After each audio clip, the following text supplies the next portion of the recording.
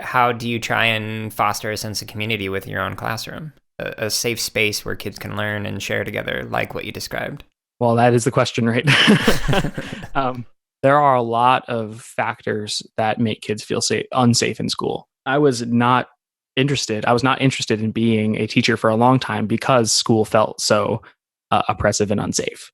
Hmm. The solution that I try to do is to first take kids seriously as creative people who have agency. Everyone does. It's just a matter of finding a space where you can kind of flex that muscle and feel like what you do in that space matters. Convincing kids that they're in a space where their voice and their creative output matters and that we care about it is the like central challenge of my teaching. I wrote a whole chapter on affinity spaces, which is an author that I mentioned in several of the podcasts. Mm-hmm. He talks about these informal online spaces and how they work together to learn very complicated things, and they're doing it in an informal context without like overt I'm the teacher, you're the student kind of roles. In his writings, he talks about, well, how can we apply this into education? So there are some suggestions on how to do that, but it's difficult to do it in a way that doesn't feel artificial or forced. Yeah, and that's the challenge is that I'm split between the idea that the community space in the classroom is the community that we're trying to pull people into. I think that's part of it.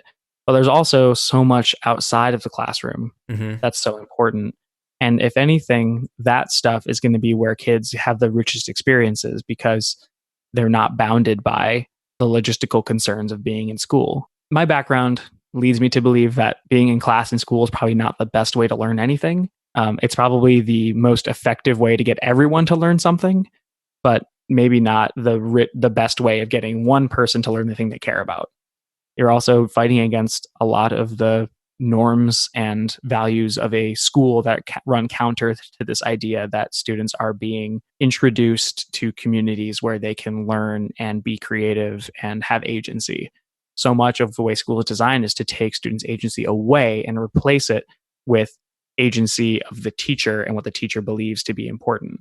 One good example, one really practical, like close to home example is I'm running my advanced programming class. And just as a disclaimer, this works because I know all these kids really well. I've taught them before, and they also have opted into an advanced level of coursework, and it's not an introductory class.